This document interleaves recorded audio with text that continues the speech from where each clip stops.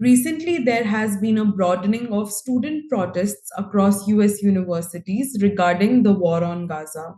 Today, I will be speaking to a student who is currently enrolled at Columbia University to understand more perspectives from the ground. So, what are the demands of the protesters? So, as far as I know, sometime around early March, like Mhm. right when we were coming back from spring break, that's when a lot of student bodies were coming together and they were already discussing all these resolutions, which included your BDS reforms, which refers to boycotts, divestments, and sanctions. And individually, all these, because Columbia University is comprised of various schools, right? You have the law school, you have the engineering. So they voted for this resolution which calls for um, divestment. So basically, they want the university to stop financially supporting Israel in any form because of what is going on in Mhm. Gaza.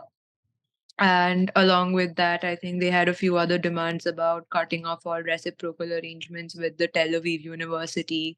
Then the university also has international centers in other parts of the world. It's kind of Mhm. like having embassies in different parts of the world. So I think they were supposed to have an international center somewhere in Israel. Not sure if it was Tel Aviv or Jerusalem, but they're like, we want that Mhm.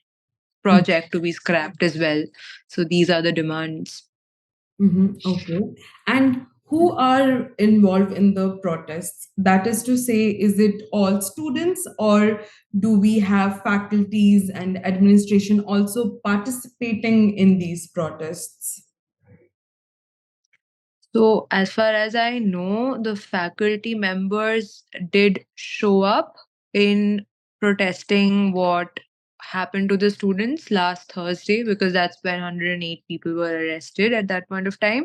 Mhm. So, their protest was more against, like, why did you arrest students? Because you shouldn't be doing that. I don't know if it was particularly about the situation in Palestine at the moment, but I think some faculty members are involved, but it's not as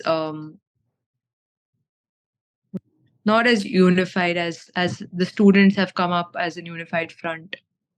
Okay, got it. And how is this affecting and impacting your campus life?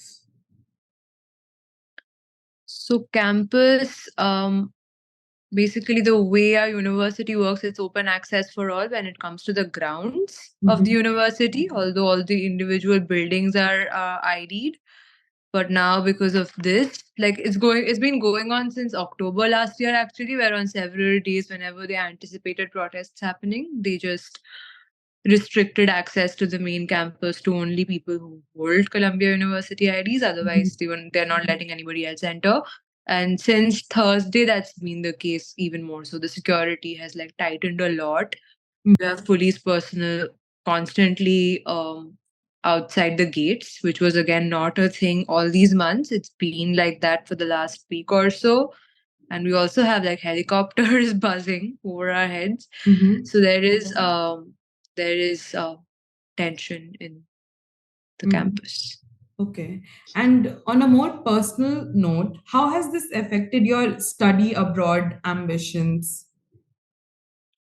So at this point, I have to be a little honest. The thing is, our spring semester is ending at this point, right? Mhm. So I would say largely our semester has not been impacted, and the kind of program that I am doing, I'm left to do like research papers. So I Mhm. have the option of working from home anyway or going to the library because library access has not been restricted. Mhm. But for students who have finals going on, for them it's probably a bigger challenge because their exams have been shifted online, or they're following the hybrid model where they're mostly encouraging students to take everything from home, take these tests from home. Mhm. Okay. And Mhm. how are protesters reacting to like anti-Semitism comments? I think they are trying to be very clear that they're protesting against the conflict, instead Mhm. of really targeting any particular community. And it's probably being misconstrued by authorities that it's about anti-Semitism, but it's Mhm. about the conflict. And as far as I know, there are plenty of students who are Jewish themselves who are against this conflict, so they Mhm. want it to end. Thank you so much for talking with us and sharing your insights about the ongoing protests. And yeah, Mhm. you have a good day.